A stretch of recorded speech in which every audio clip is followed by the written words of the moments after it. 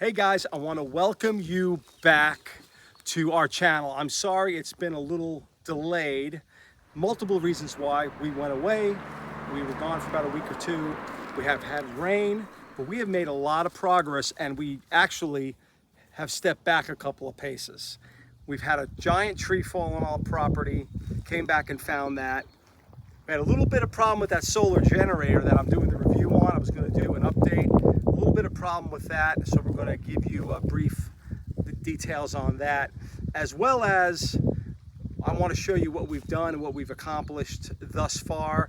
It's been a slow process. It is the heat, the dog days of summer here. It is right around 90 degrees, which makes everything a little more difficult. But let's take a look at what we got. Let's take a look at this tree. Okay, so we have some awesome trees on our property.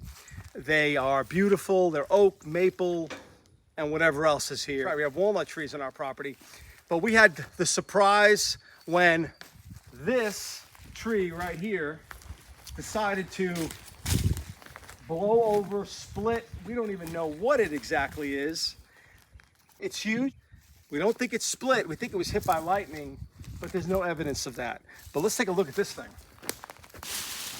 So we had this here, as you can see, unfortunate event. I don't even know how old this tree. I'm guessing it's 70 years old, somewhere in that range. It just completely split and tore, and it really breaks your heart when something like that happens because it took so long for this tree to grow. Luckily, we do have multiple trees, particularly on this entranceway up to the property. But so we came back with a surprise. I had to clear it out of the roadway. It's the way it is when you have a lot of land like this. So we're going to cut it up. We'll use it for firewood. At some point, we'll have to split it all and that sort of thing. I got to cut the rest of this thing down if it doesn't fall by itself. So, hey, it happens. It's the way it goes. You got no choice. You can't cry over spilt milk.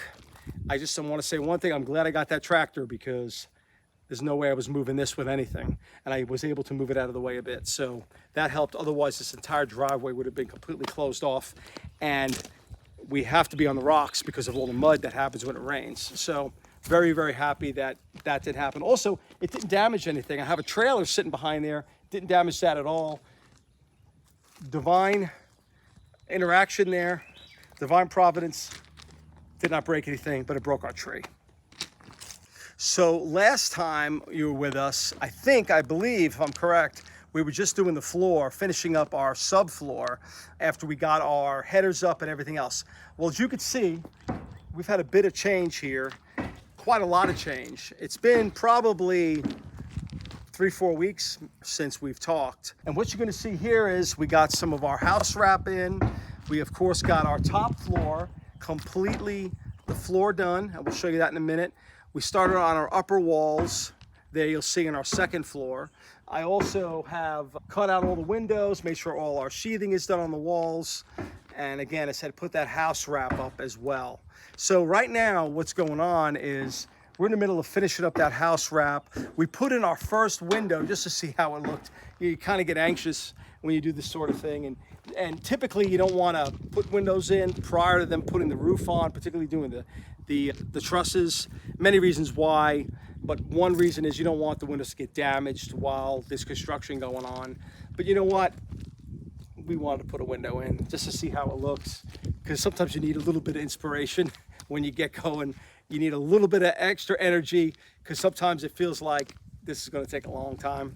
So anyway, we got the wrap on. We got our secondary top plate on there, getting ready. This is ready for our trusses. It's all set and we're happy about that. You're going to see a bunch of black plastic.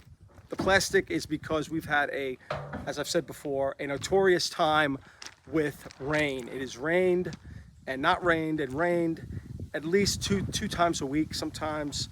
And when it comes in, it just soaks everything and it's been a real battle. So we tried to put the plastic on this side, didn't work, put it over the second floor, and that helped a lot. But let's take a look inside.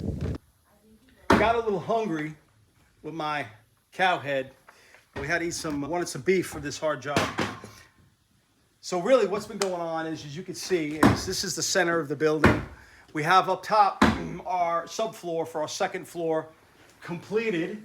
We have our stairs completed. We have some of our interior framing completed, and we had to do that obviously for the stairs, as you can see. And we have essentially our utility room there in the back all framed in, and well, mostly framed in. Well, let's take a look here at upstairs real quick, and I'll kind of show you. Okay, so we're on our second floor. We have our subfloor down. We have some of our plastic down to protect downstairs. Now, we framed our sidewalls here and cut in our windows. We did this a little different. So typically what we do is when we're framing the wall, we'll frame it, stand it, and sheathe it. Well, we thought the better idea here was to completely build the wall, put the sheathing on, laying on the ground, then tilt it up and get it affixed. Now, that's a good idea, except it's heavy. So we shortened the lengths of the wall. So when we did this, we did them in only 8-foot sections because they were too heavy to lift up. So we did that. It's worked out well. We still have to get up here and tie some of these walls together, but it's really come a long way. This is a beautiful view we have up here, and it is almost done. We still haven't finished back here yet, but we will. We'll get this done back here. But we're pretty thrilled about how it's coming out. And as you can see, we got everything pretty much done up here in the sense that we got the floor done. And the biggest bonus to this was we got the stairs in the exact right place. That was really key for this job. So we have a little bit of framing there to do to finish the floor out, but not much. Finish these side walls, our end walls, and then we'll be ready for our trusses. That's what we're getting ready for right now. Framing the rest of these walls to get our trusses set. We're not going to set them. I'm going to call in a couple of contractors to do that just because of the height of this. You know, at the ridge beam, we're probably looking at about 26 to 28 feet off the ground.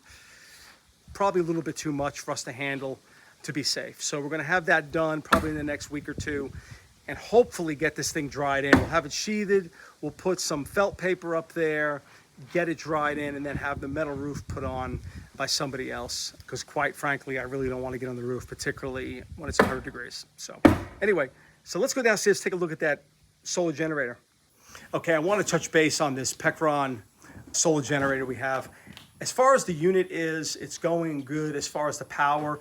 Particularly, I think I mentioned in one of the videos when we bought newer tools. We got some new tools. They have a lower amperage requirement, and I could use a lot of things just off the solar generator, which has made it great. I haven't had to actually turn a generator on, the actual gas generator, all day today. But we did have one failure. So the Pecron, and I'll show it to you on the actual review that I do. The Pecron has 2 DC inputs, solar DC inputs. One of those inputs have failed. So what that means is I can't plug in all 4 solar panels. I can only get out of it about 200 watts of power, maybe 300 if the sun is really going, with only two sets of solar panels. This takes 6 total. You could probably do 2, and then 2 with another port. But one of the ports has gone down, so I can only charge it up halfway at a time. That's worked fine for today because we haven't had a lot of power use. I have contacted Pecron. I will let you know how that kind of worked out with them. They're pretty responsive by email. Sounds like they're going to do something about it. I'm not sure why it's failed. It may just be a fluke, so it might not be anything else. As far as the unit, it works great. So anyway, I'll touch base with you and give a more complete review when I'm done.